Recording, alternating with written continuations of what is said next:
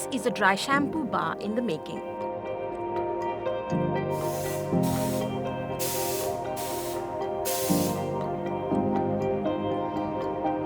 When ready, you can buy it wrapped in paper or a recyclable jar.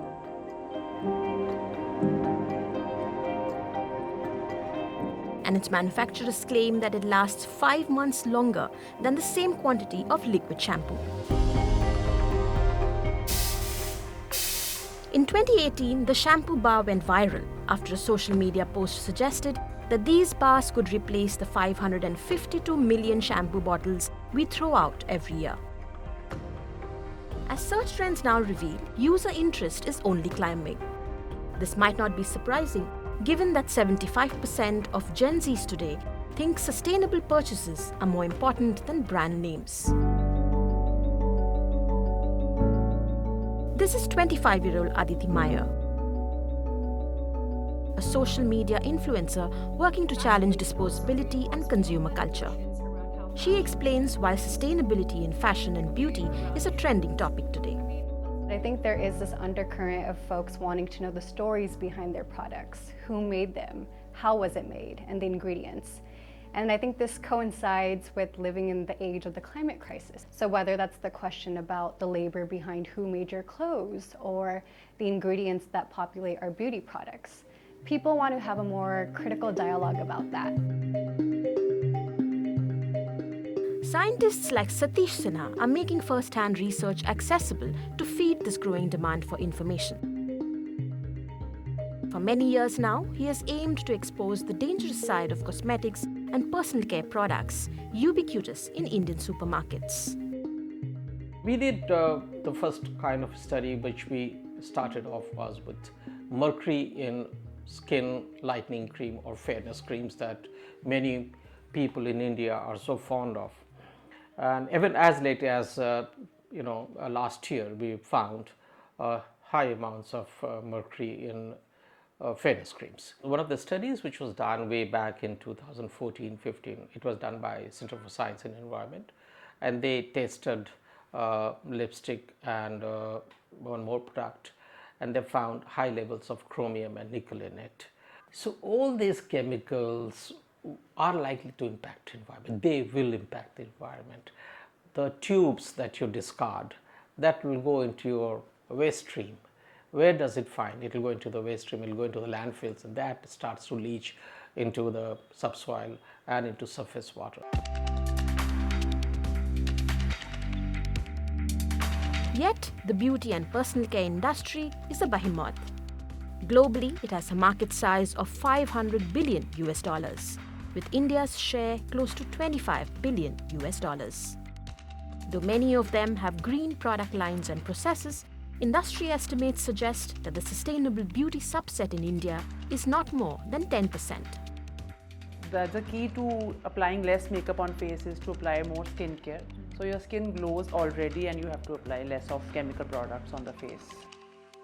To get a closer look under the hood and to find out if clean and sustainable beauty is indeed possible, our reporter sat in for a makeup session with Neha Chaudhry, a 34-year-old makeup artist in Delhi.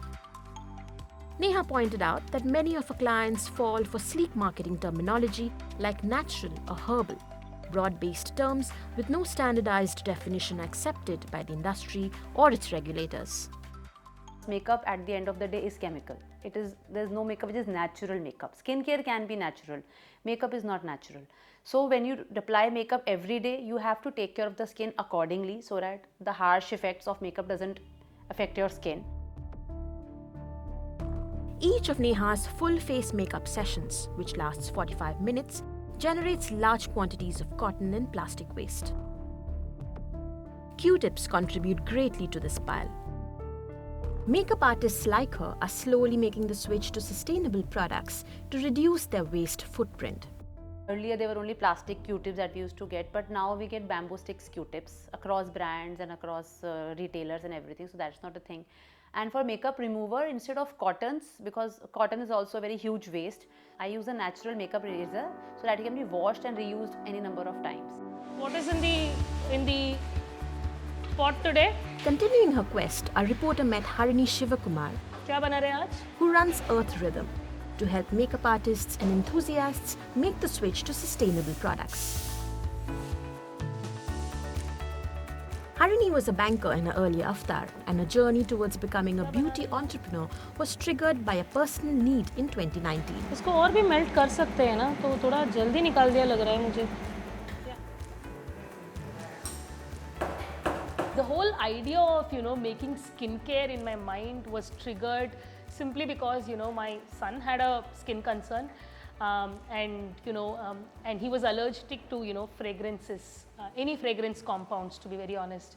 And while you look into the market even today, you wouldn't even find a simple product like a bathing soap without fragrance, in a regular kirana shop or in a supermarket down the aisle, right? So you really need to go to a pharmacy and buy a so-called medicated soap if you want a fragrance-free soap.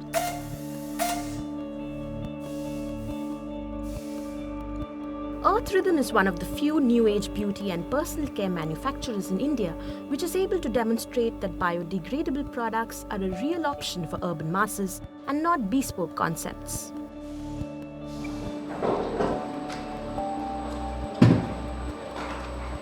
In India, a majority of the players in this segment are marketers of sustainable beauty and personal care products, with little access to optimize for sustainability in their supply chains.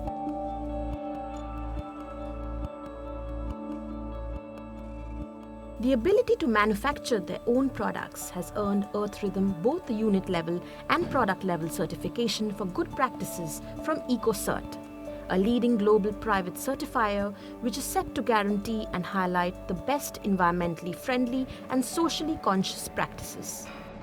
While sourcing, we ensure that every single ingredient is biodegradable, which can easily break down. We do not classify anything called chemical and organic or non-chemical. We classify ingredients only based on their toxicity level. So there are, for example, some ingredients which probably say emulsifiers, surfactants, which are used in our regular day-to-day manufacturing process. There are regular emulsifiers, which are synthetic emulsifiers, which may be 1/3 of the cost at which we are buying today, but they cannot biodegrade, right? Whereas, and there are emulsifiers that can biodegrade easily into the soil, right? So they might be slightly expensive, but there are such ingredients available. So we choose to consciously target ingredients that are more sustainable and biodegradable.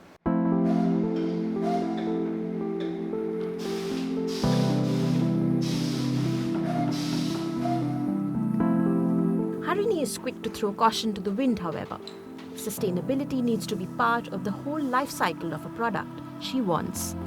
At Earth Rhythm, this has been an iterative process.